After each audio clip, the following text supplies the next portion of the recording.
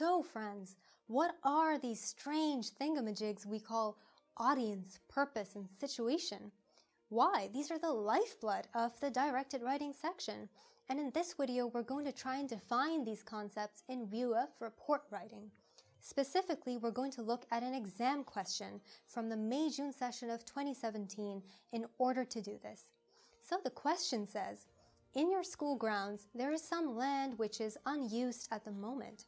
One idea is to make it a quiet garden where students can relax during school break times. Your principal asks you to find out what students think of this idea and to suggest some other uses for this land. Your principal asks you to write a report about how to use this piece of land.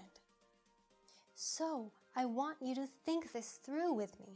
What is the central purpose of the question? That is, what is the reason you are writing this report? And friends, this is clearly stated in the question, so you need to research and to recommend the best use for this piece of land.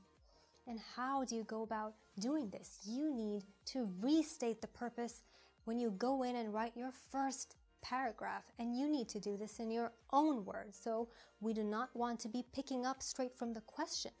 So for example, I could say, I am writing about the unused piece of land towards the northwest side of our school building, specifically how to repurpose it for students' use. So what have I done here?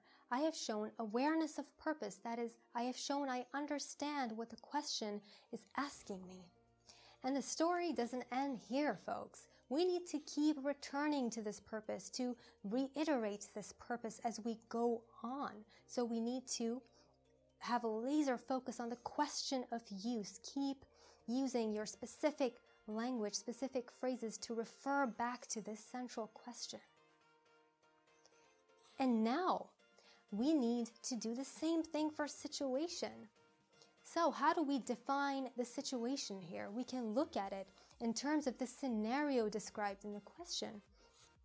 So we have a specific piece of land which can potentially be used as a garden, which, by the way, is an idea I could totally get behind because we all know school can be super stressful and a place to zone out would be great.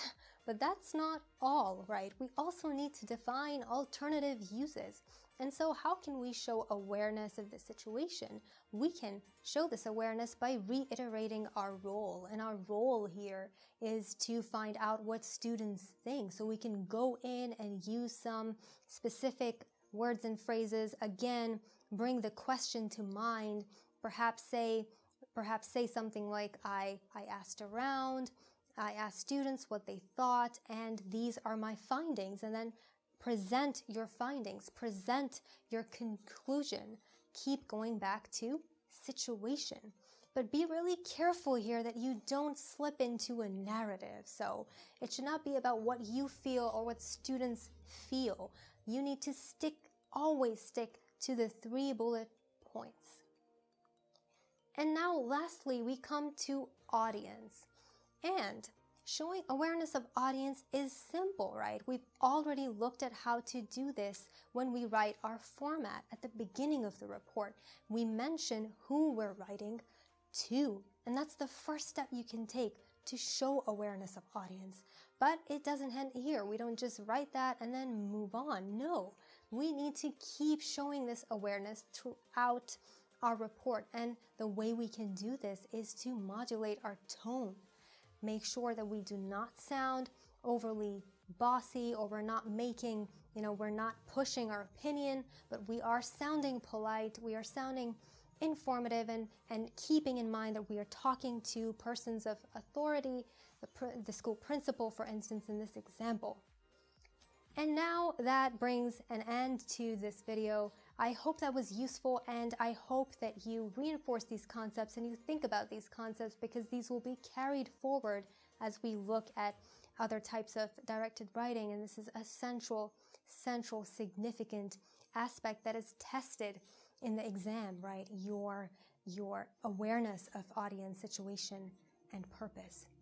So if you have any questions, I would love to hear from you. Do send me your questions. And now let's move on to the next video. I hope to see you there.